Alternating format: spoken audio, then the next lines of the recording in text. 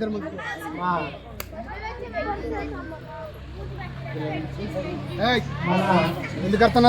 పాఠశాల చైర్మన్ గారు లక్ష్మి గారికి, ఎంపీటీసీ గారికి, మరియు ఇక్కడ ఉన్నటువంటి వార్డు మెంబర్ గారికి, సెక్రటరీ గారికి, గ్రామ పెద్దలు నాగేశ్వరరావు గారికి, వీరి పేర్లు కూడా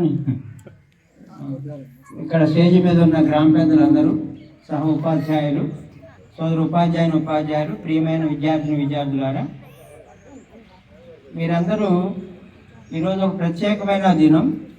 ఈరోజు చాలా నాలెడ్జ్ని మనం సంపాదించాలి. ఇక్కడ పాఠాలు చెప్పరు ఏం లేరు, పెద్దలు వాళ్ళ ఆశీస్సులు మనకి ఇస్తారు, వాటిని పొందాలి మనం. ఎవరికి వాళ్ళే నేను మాట్లాడను, నా ఫ్రెండ్ దగ్గర కూర్చోకూడదు మీటింగ్లో. ఎప్పుడు ఫ్రెండ్ దగ్గర కూర్చుంటే మాట్లాడిస్తారనమాట, డిస్టర్బ్ చేస్తారు, ఏ విషయం అర్థం కాదు. ఇంటికి వెళ్ళాక అమ్మా నాన్న అడిగితే ఏం చెప్పారంటే, ఏమో మా ఫ్రెండ్ మేమిద్దరం మాట్లాడుకున్నామని చెప్పొద్దు. ఏం జరిగిందో మీరు చెప్తారనమాట. చాలామంది రాలా పెద్దలు పనుల వల్ల.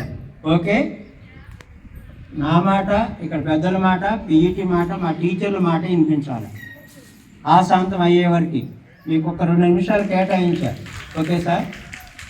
మన 76వ గణతంత్ర దినోత్సవం సందర్భంగా గ్రామ పెద్దలందరికీ ధన్యవాదాలు, పిల్లలందరికీ దీవెనలు, మా సహ ఉపాధ్యాయులందరికీ కూడా ధన్యవాదాలు తెలియజేస్తూ, మనం ఆగస్టు 15 స్వాతంత్రం సంపాదించుకున్నాం.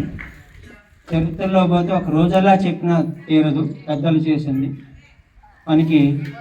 మనం ఎట్లుండాలా, ఈ దేశంలో ప్రజలందరూ ఎట్లుండాలి ఏంటి అనేదే ఈరోజు చెప్తుంది. మనం ఏం పనులు చేయాలి, ఏ పనులు చేయకూడదు, ఏ పని చేసినా రాజ్యాంగానికి, భారతదేశానికి లోబడి చేయాలన్నమాట. మనం చేసే వృత్తులన్నీ కూడా చాలా గొప్ప అవకాశాలు ఇచ్చారు మన దేశంలో. వాటిని ఇంకొకరికి ఇబ్బందికరం కాకుండా ఎవరి పాత్ర వాళ్ళు ఈ దేశంలో నిర్వహించాలని గొప్ప వ్యక్తి, భారత రాజ్యాంగ ప్రదాత అంబేద్కర్ గారు ఇచ్చినటువంటి రాజ్యాంగాన్ని ఇప్పటికి 76 వసంతాలైనవి, 76 సంవత్సరాలైనవి. ఎంత గొప్ప దేశం అంటే ఎంతోమంది అన్నమాట మీలాగా చదువుకునే టైంలోనే చదువా స్వాతంత్రమా.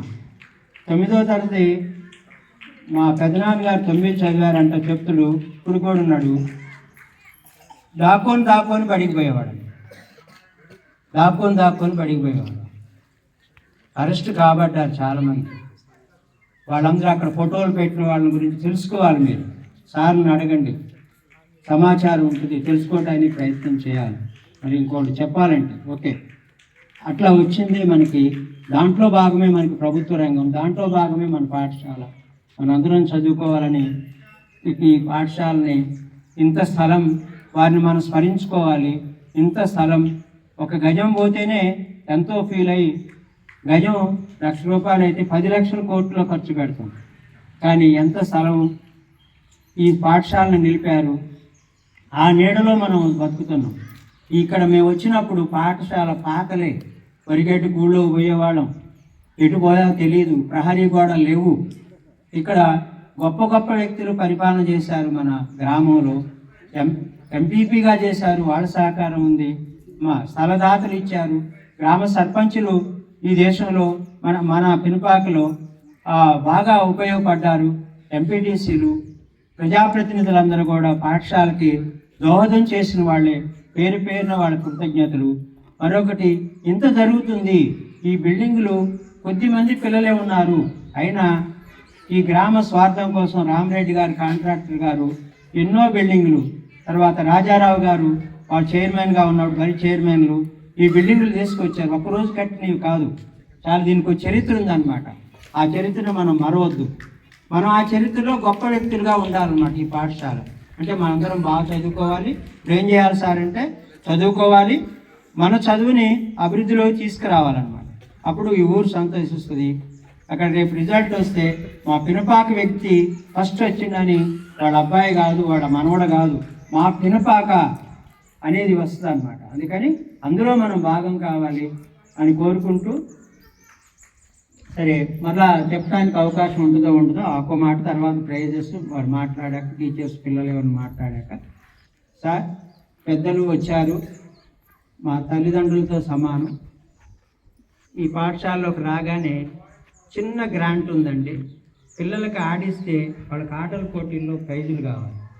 ఆ ఇచ్చే గ్రాంట్ సాక్రిఫైస్లకి ఈ బడి మెయింటెనెన్స్కి ఇవ్వాలి మేము. మరి ఎట్లా అంటే నేను ఇక్కడ జాయిన్ కాగానే నా గొప్పతనం కాదు సార్, నాకు చక్కటి స్కూళ్ళు ఉన్నాయి చాలా, నేను పోదలుచుకోలేదన్నమాట. పినపాక అనివార్యంగా ఇంకో స్కూల్ పెట్టా, అది రాలేదు, దండం పెట్టుకున్నా. నిద్రలేసా ఫోన్ వచ్చింది, నీకు పినపాక వచ్చిందని మా ఫ్రెండ్ ఫోన్ చేసి, వెరీ గుడ్, నేను అనుకున్న లక్ష్యానికి చేరుకున్నా. సో పినపాక రావడానికి ఒక నిమిషం, నేను ఇక గెట్ టుగెదర్ అని పిల్లలు చదువుకొని నేను 95 సార్ 2005 వరకు మీ పాఠశాలలో పనిచేశా. ప్రైమరీ ఉద్యోగం ఇక్కడే వచ్చింది.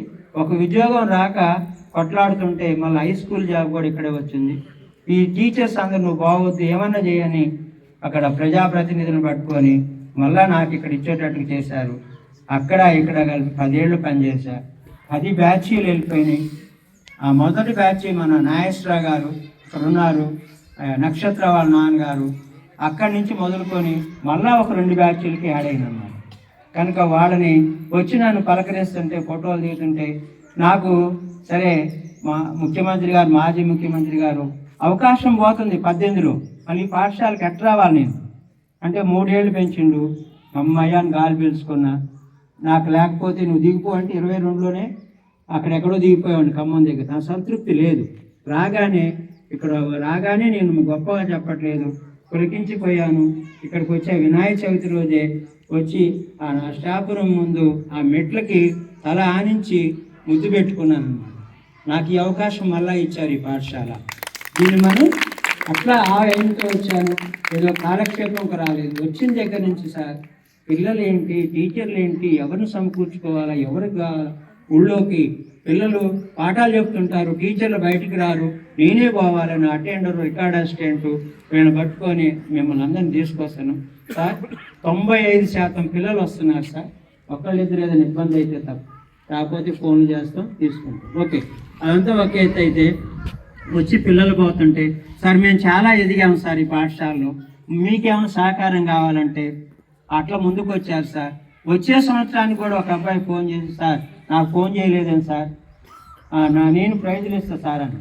కాదురా చాలా ఏళ్ళు ఉంది ఇంకా మన పాఠశాలని, ఈసారి వాళ్ళు వినియోగించుకున్నారు, తర్వాత నువ్వు వినియోగించుకుంది కానీ అన్నారు. ఆ క్రమంలోనే సార్ ఇక్కడ మనం పోయిన సంవత్సరం జానీ అని మనకి చైర్స్ ఇచ్చారు, చూపించాం. ఓకే, ఇక్కడ ఈ ప్రైజెస్ సార్ నేను అడగకుండా నాకు ఒక 8,000 రూపాయలు నాకు ఫోన్పే చేశారు. వాళ్ళు ఎంత మంచి స్థితిలో ఉన్నారంటే అశోక్ వెంకట్రావు సాఫ్ట్వేర్స్ అనమాట, జనరల్ మేనేజర్, వెంకట్రావు నల్లమల వెంకట్రావు, తర్వాత పులి శ్రీలక్ష్మి పిహెచ్డి చేస్తుంది, కౌన్సిలర్గా చేస్తుంది, తర్వాత తాళ్ళూరు ముత్తారావు మొన్ననే టీచర్గా జాయిన్ అయ్యాడు, తర్వాత షేక్ బాజీ అమ్మాయి నర్స్ ట్రైనింగ్లో జాయిన్ అయింది. ఆ అమ్మాయి ఎంత గొప్పతనం అంటే సార్ నాకు మీ డబ్బులు ఎట్లా నువ్వు భర్తను అడుగుతావా అంటే, కాదు సార్ నాకు ఇవాళ 8,000 వేశారు స్కాలర్షిప్, నా పాఠశాల కోసం నేను 2,000 పంపిస్తున్నానని చాలా అనిపించింది అన్నమాట. అరే ఎంత ఉంది ఆ పాఠశాల అని. కనుక మీరు చక్కగా చదువుకోండి, చాలా గొప్ప గొప్ప బహుమతులు వస్తాయి, మంచిగా వస్తుంది. ఇంకోటి మనకి ఇంజనీర్ అనమాట, ఇంజనీర్ నాగుల మేర సార్, నాగుల మేర first second last year cash award ఇచ్చాడు. ఈ సంవత్సరం పిల్లలు బాగా చదువుకోవాలని బుక్స్ పంపించాడు.